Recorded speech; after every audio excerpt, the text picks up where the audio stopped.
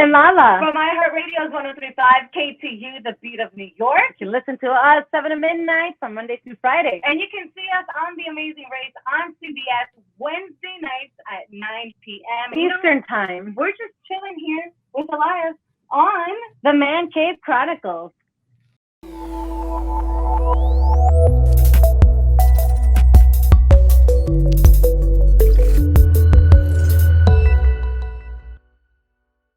Lulu, Lala, welcome to the cave. Thank you for having us. Nice to Thank be you for here. joining me.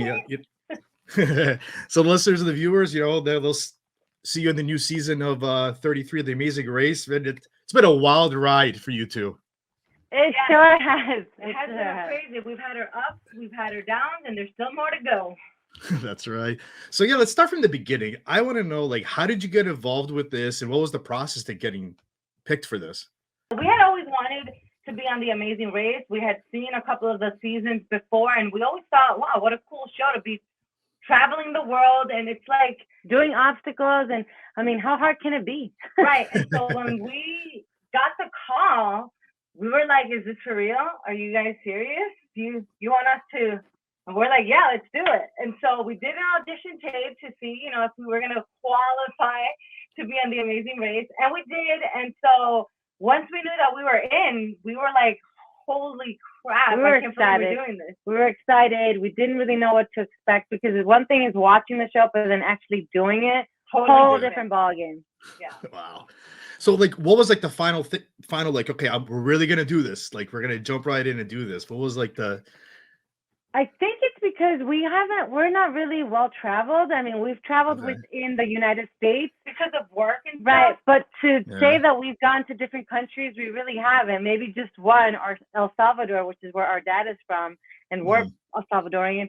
But that's about it. We had never been overseas. We didn't know really what's out there. And it felt like an adventure and a perfect opportunity to travel and experience this. And it's The Amazing Race. That's right. It's a no-brainer. We were like, there's no question about it. We're doing this. And if there's one reality show to be in, I think it's definitely this one, because it's not really so much personal drama in relationship drama. It's more of a challenge, a mental, physical, emotional type of deal. Yeah. So when you got picked and you knew what was happening, how did you train for this before the actual event? Well, we definitely picked up on cardio, running a little more, trying to eat healthier. And we did a lot of, we downloaded a couple of apps that had to do with puzzles. That way we can start working the brain a little bit more. And because I know that on The Amazing Race, there always is a puzzle type of challenge. So, and then I made sure to take stick shift driving lessons, because I didn't know how. So I took maybe 3 weeks worth of it. Yeah. Oh yeah, because in Europe it's mostly stick too. Yes, and then we were in Scotland. It was stick and opposite side of what we're here in the States we're used to. So it was pretty difficult. But that's pretty much how we trained the first time around. Then when the pandemic hit and they shut production down, it was kind of like, is this happening? We finally get a chance to be in the race, and this pandemic decides to stroll on in and ruin everybody's life. We were kind of heartbroken, because we all wanted to continue for that $1 million. Yeah.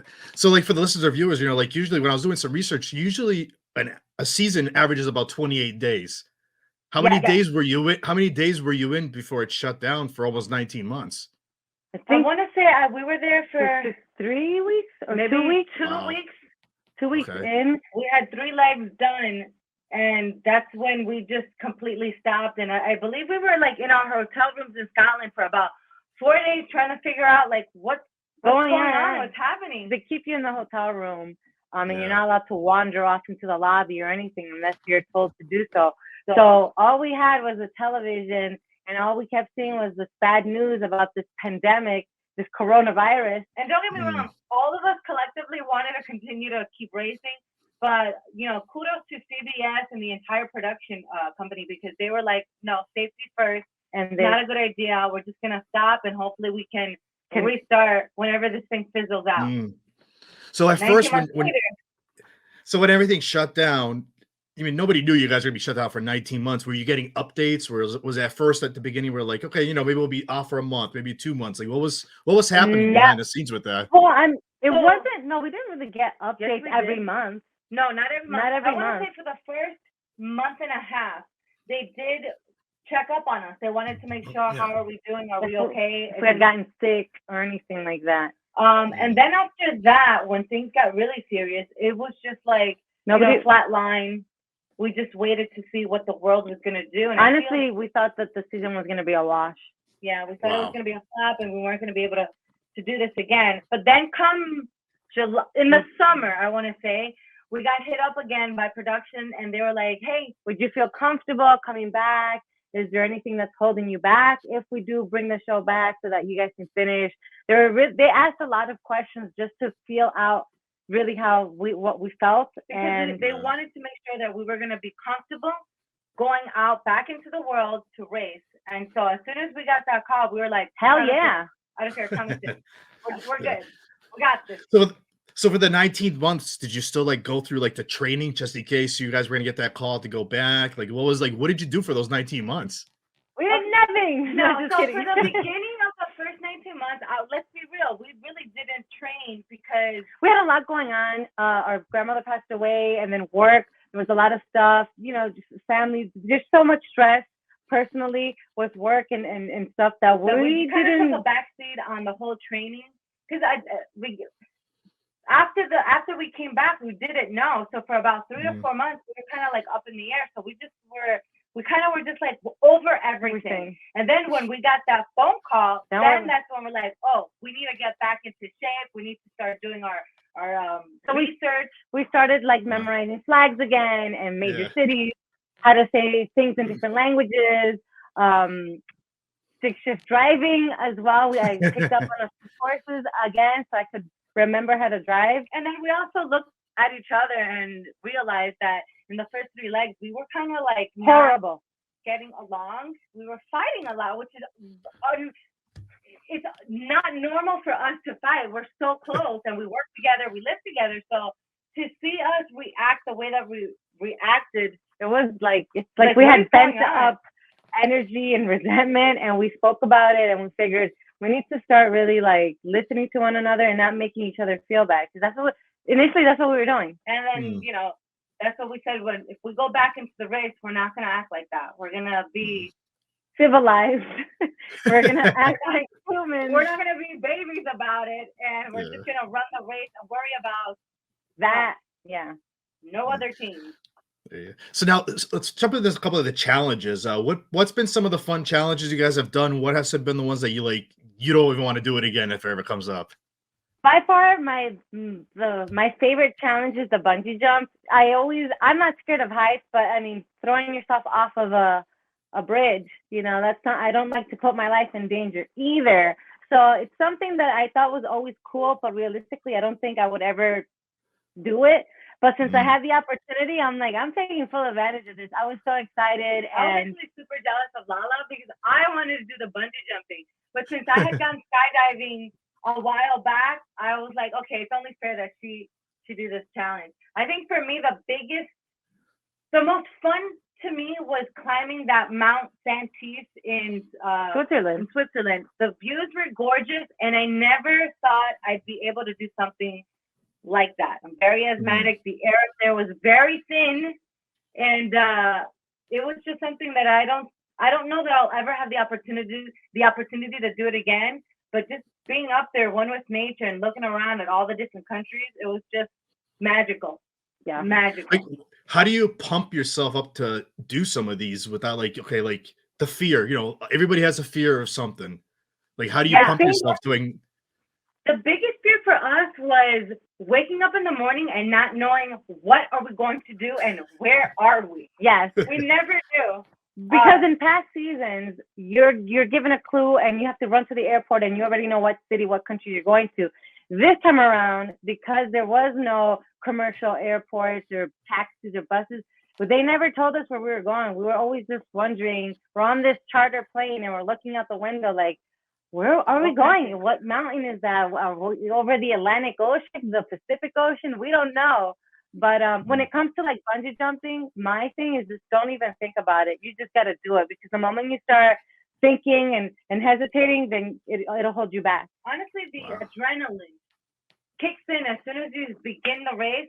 It just takes over your body. And looking back at the stuff that we've done so far that they've aired, I don't know how we were able to do a lot of it. I really don't. But that's when you realize, oh, it's, you know, the energy, the adrenaline, the hype, the wanting that $1 million that really gets you there. So, like, you know, you're a team, you're twins, you're siblings. How do you like describe this bond between you two, and like how do you trust each other about who's gonna do what? That's the hard part, because you know what you can do, and you also know what she's capable of doing, but then you're scared to make the wrong choice. Like, man, I should have been the one to do this, or she should have been the one to do that. You just never know. Like, I am stronger than Lala, but she has more endurance. So in hindsight, she really should have done the hiking of the mountain of Mount Santee. Yes. Because I was dying. Coming back. They don't show that, but I was like, oh my God, having an asthma attack and everything. I should have done the bungee jump, because doesn't take much. You fling yourself, you come back up, and you're good. And so it is hard, because you just never know what the outcome is going to be. You have to just trust one another and believe that the other one will do the best that they very can. And if she doesn't, don't make her feel bad. It is what it is. But that was kind of difficult. Like the bagpipe, she decided to do. I don't know that I would have been able to do it. I think I would have panicked. So that was. You just gotta wing it. Shoot from the hip and hope to God it works. Was there a challenge that from the past that you were like, you know what, I kind of hope we don't have to do this? Was there like one in there that made you like, I don't want to do it. I don't want to do it. Yes, I think given the experience we had with the puzzle on the first leg, we were like, I hope there is no other puzzle, because we're gonna we get stressed out once we see people are like moving forward. It messes with your mind. So we're like, we really hope there's no other puzzle, you know, in other coming legs of the race, so that we had such a bad experience and we don't want to live that again. So. Now there's other teams on there also, and you kind of have to like build like a friendship with them too, but at the same time, you know, like you still want to hit the prize. How would you describe that, like that clash, you know, like, because I'm sure you've become friends with some of these people. Absolutely. Especially when we had that, when we were in Scotland and we were all stuck there not knowing what it is that we were going to do, whether we were going to continue the race. We actually got really close there. You know, we were able to talk to one another at certain times. And so we got close. The hard part was coming back, right? Because we all wanted to hug each other and be like, how you doing? How's life? We created a friendship, right? And so it's kind of weird, like, you want to help the team out, but at the same time, it's like, wait, we're friends and all, but like, you're not my friend now because I want this $1 million. So it was kind of weird when certain teams wouldn't help, or navigating that whole situation was pretty hard this season. Because you didn't want to hurt people's feelings, but at the same time, it's like, it's $1 million and it's a race. We're really not here to bond right now. We're here to compete. So that balance was kind of. It was tricky. It was tricky. Sometimes I think it's best not to form bonds. Because it'll have you second guessing. Exactly. And you'll end up doing stuff that maybe you shouldn't do, and stuff like that. Now, we mentioned the legs. You know, the legs are pretty much, you know, you guys go to a different country. What was your favorite country that you would go back to? Switzerland. Switzerland was just beautiful. The people were great, super clean. The scenery was amazing. I don't remember ever seeing garbage, which is something funny. But since we live here in New York and stuff, and you see the streets, I mean, it's not like New York is very dirty, but it's a world of a difference. You see the garbage out and about. Drinking the water here in New Jersey and some parts of New York, they tell you don't drink the tap water. Over there, it was the opposite. They were like, no, drink the tap water. It's better than the bottled water. So that was kind of like a culture shock. We were not used to that. That was pretty dope. That's awesome. So after you went back to film after the 19 months, how long were you gone for? We were gone for about a month. We were gone for about a month. And I don't know why it seems longer. It does. Well, it does. 19 months, you know. Yeah. like 2 months and then filming for another month. It was it was fun. Yeah, it was fun. And it was different this time around because we had to be tested every other day. And that alone became a little challenge because if anybody tested positive, that's it. The race, you were done for the race. Wow. You had to then be sequestered.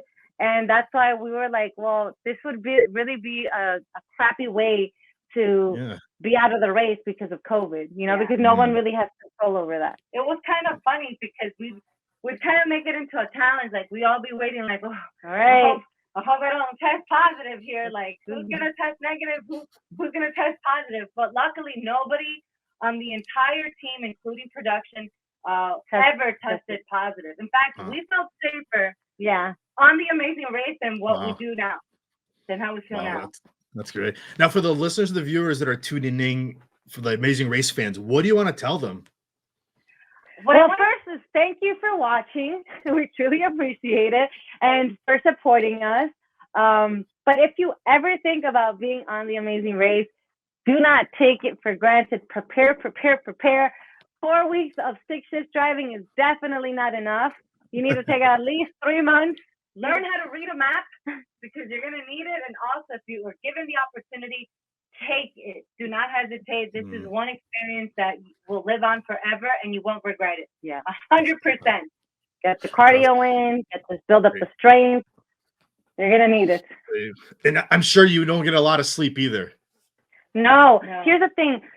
You do have like rest days, but because I guess in our situation, or probably in every other season too, the anxiety of not knowing what you're going to be doing the following day or the following leg, it keeps you up at night because you're trying to go over things like, all right, I got this. What if this happens? Or what if they tell us to do this? Or what if this? Also, they don't really tell you like what they tell you. Be ready by like 4:30 in the morning. Or if you don't wake up or have an alarm clock, they're not going to come and get you.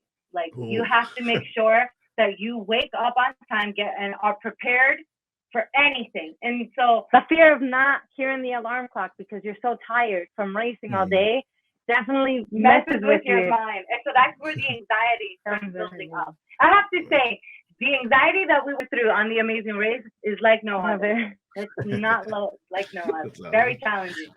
That's awesome. Now, for also, tell us a little bit about your radio show so the fans and the listeners can find your show and listen to it. Yes, we are on iHeartRadio's 103.5 KTU, the beat of New York. In New York City from 7 to midnight, Monday through Friday. And it's a lot of fun. It's music driven. We talk about pop culture, what's trending, what's happening in the tri-state, and of course, we talk about ourselves. If we're fighting, we let the tri-state know. If I have an issue with my boyfriend, the whole world knows it. So it's very relatable. And it's very lighthearted and fun. Yeah, we try to just make light of everything. I mean, there's a lot of negativity out in the world, and we try to be the positive note in someone's day. We don't want the drama of politics or anything like that. It's just you just want to have some fun. Exactly. Fun. Girls just want to have fun. That's right. How can they find you on social media so they keep up with you?